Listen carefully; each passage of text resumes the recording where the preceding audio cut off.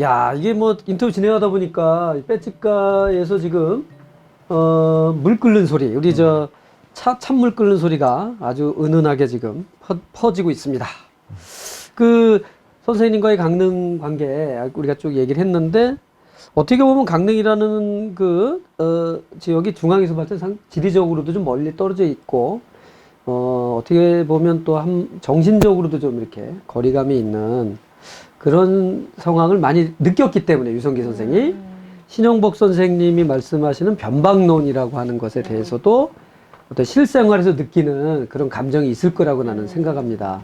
거기에 대해서 좀 혹시 느끼는 거라든가 아니면 소회라든가 아니면 뭐 그 변방론의 극복이라든가 이런 데서 뭐 혹시 네네네. 전에 저하고도 얘기 몇 번 했잖아요. 무슨 말씀인지 알겠습니다. 예. 네네.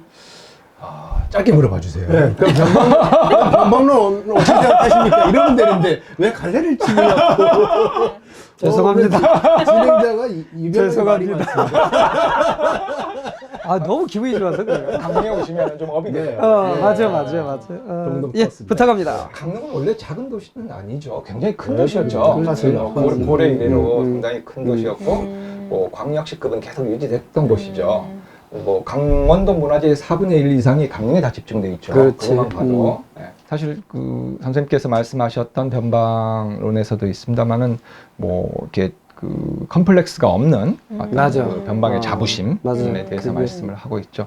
뭐 저는 오히려 요즘 같은 시기에 이런 어떤 변방, 강릉, 우리 지역, 제가 태어나고 자란 제 경쟁력이라고 하는 것은 어떻든 우리 지역에서 가지고 있는 이 강릉이 가지고 있는 콘텐츠나 이제 이런 것들에 대한 자부심을 기반으로 해서 어떤 활용하는 것들, 뭐 이런 것들이 또 제가 가지고 있는 경쟁력이 아닐까 하는 생각도 들고, 예. 그것은 하나의 어떤 컴플렉스도 느낄 수 없는 부분이죠. 강릉만이 가지고 있는 고유한 어떤 문화들, 이런 것들 굉장히 탁월한 부분들이 많지 않습니까? 맞아요. 네, 이런 맞아요. 것들을 동의합니다. 진작시키고 이렇게 할 수 있는 것이 바로 어떤 변방에서 제가 맡아야 될 역할이라고 생각을 하고요. 뭐 율곡이든 또 그 허균이든 신사임당이든 뭐 난설원이든 조선 중기를 풍미했던 정말 천재적인 인물들이 바로 이곳 강릉 태생 아니겠습니까? 그분들의 개혁들이나 어떤 혁명 정신들, 뭐 이런 것들도 바로 이 변방에서 또 배태된 그렇지. 것이라고 생각을 하고, 이런 그렇지. 허균 인문 지리 자체가 뭐. 환경들, 이제 이런 그렇지. 것들이 우리 강릉이 이렇게 지금 그 대관령을 중심으로 해서 이렇게 백두대간을 중심으로 해서 바다까지 이렇게 쭉 기울어져 있잖아요. 네. 마치 그 제주도 그 중산간 지역처럼. 그래서 나무들도 오늘 아침에 이렇게 아침에 출근하면서 보니까 항상 나무들이 이렇게 동쪽으로 남쪽으로 조금씩 이렇게 기울어져 있어요. 네, 평지에서는. 그게 이제 북서풍의 영향이기도 하고 바람이 또 아주 강하거든요.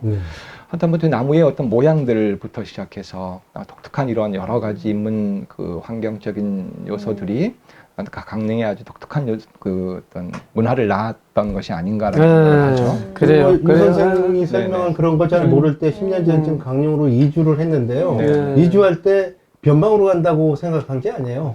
새로운 중심을 찾아가자.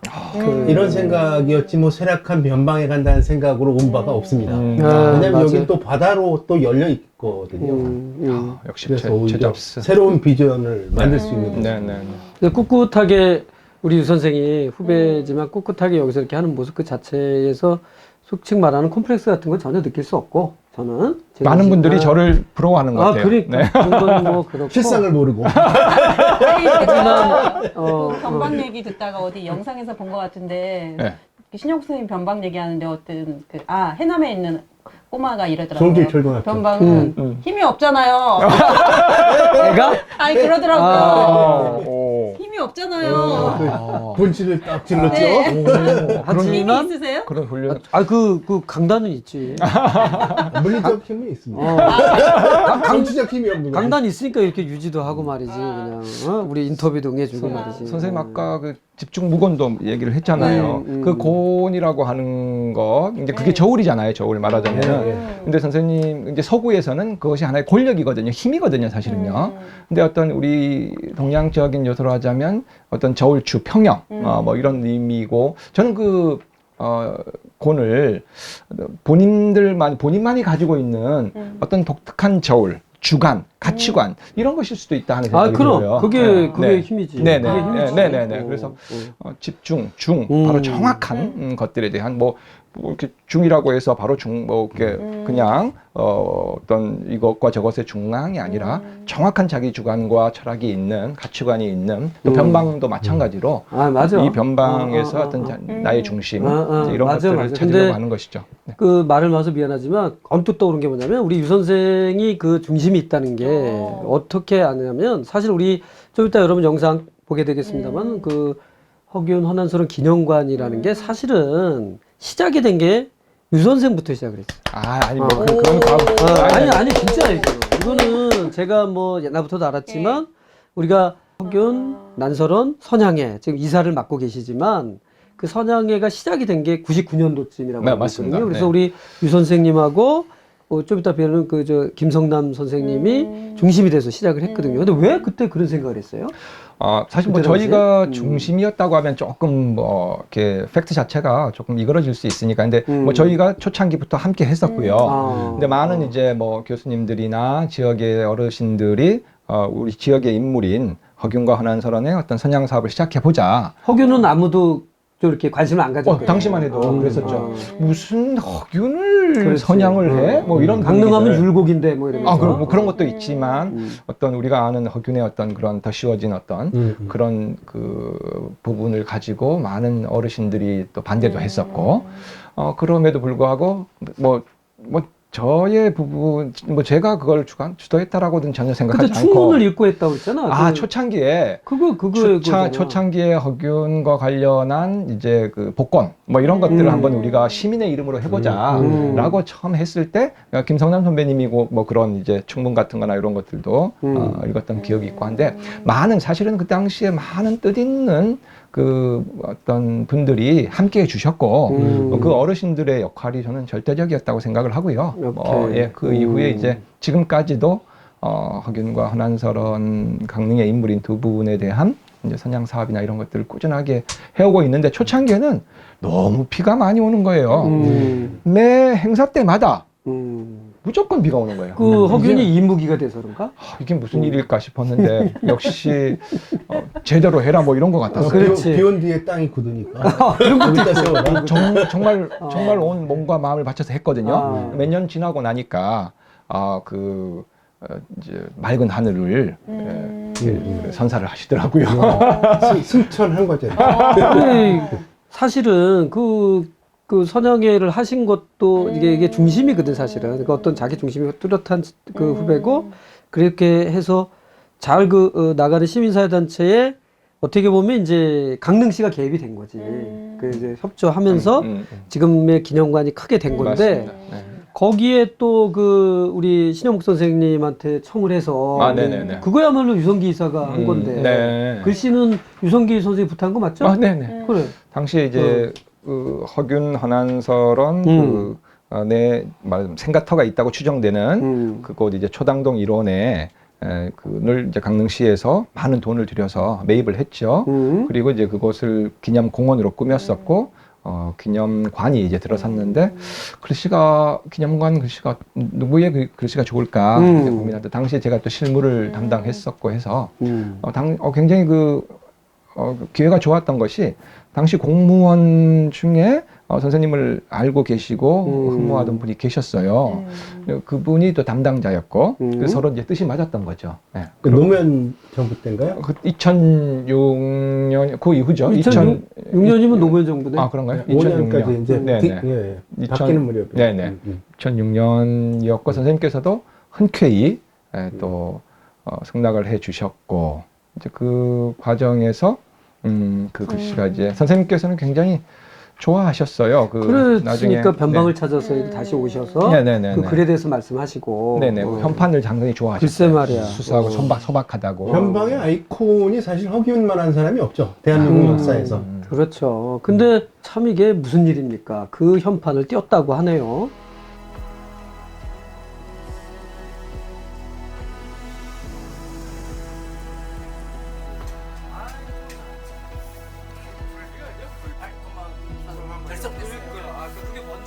선양에 만든 사람들도 그 전에 형님이랑 몇몇 사람들이 그런 걸 했다는 걸 알고 있지. 다 알고 있어요.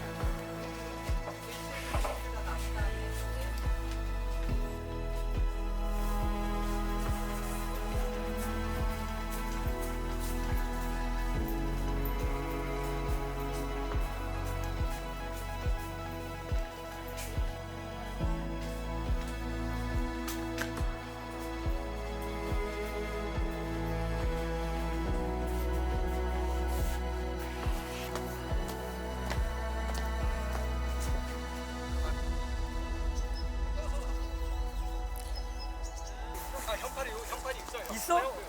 현판이 안에 있어. 가보자. 지금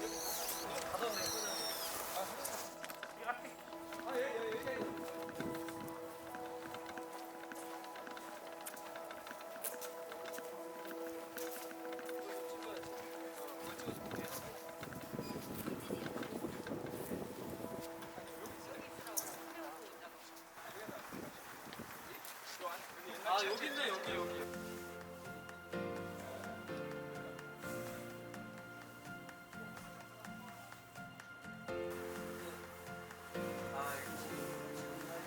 년간의 글씨가 바뀌었잖아요. 네. 10월 이제 작년 10월 말이었던 것 같아요. 네. 10월에 그 과정 좀 한번. 10월에 마지막 밤부터 함께 했네요.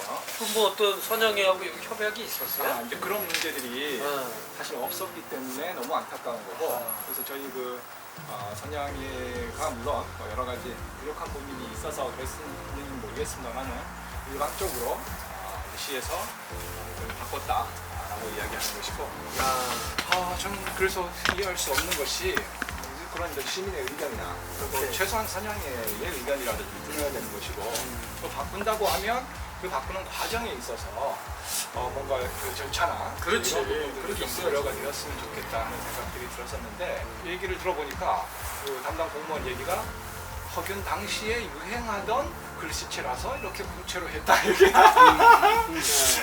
참 그래서 그리고 글씨도 뭐 이분 쓰신 분에 대해서 외람된 말씀입니다만은 전체적인 뭐 이렇게 글씨를 보시면 이게 헌 같은 경우도 너무 지나치게 밑으로 내려와 있고 전체적인 어떤 조형미나 어떤 구조가 사실은 뭐 보시는 분들마다 좀 많이 안타까워하시는 거죠. 그 부분은 사람마다 좀 주관적일 수 있기 때문에 아니 근데 그런데 대부분 그렇긴 한데 많은 분들이 오케이. 너무 안타까워하시는 이 자체를 뭐 어떤 글이도 좋지만 바꾸는 그 과정 자체가 문제고 그 다음에 상징성도 좀 부족하다 이렇게 봐야 되고 선생님이라고 더군다나 네. 우리 유성기 선생이나 우리 저 김성남 선생님은 이런 말을 할 자격이 있는 게 뭐냐면 허균 그 다음에 난설원 선양회를 어떻게 보면 태동했던 사람들 중에 하나고 이 모든 과정을 받고 글씨를 받아다가 또 선생님 글씨를 했고 또 선생님 글씨 서각은 누가 했다고요 아까? 강원도 무형문화재 그러니까. 서각장 이창석 선생이라고 그러니까 이게 뭐 아무나 한 게 아니고 당시 아주 쾌히 너무 좋아하시면서 해주셨고 선생님도 이 그 서각을 보시고 그 병판을 보시고 굉장히 흡족해하셨어요. 굉장히 맞아. 거기서도 이렇게 써 있잖아. 소박하고 순박한 어떤 그런 현판이라고 하시면서 좋아하셨고 일단은 우리가 그 현장에 와서 이렇게 보게 되니까 또 참 착잡하군요. 누구보다도 허균 허란스러운의 정신에 더 부합하는 분이고 사실은 정말 누구한테 물어봐도 어울리는 그런 글씨와 또 글씨 쓰신 분이 아닌가 싶어요. 이 기념관과 관련해서.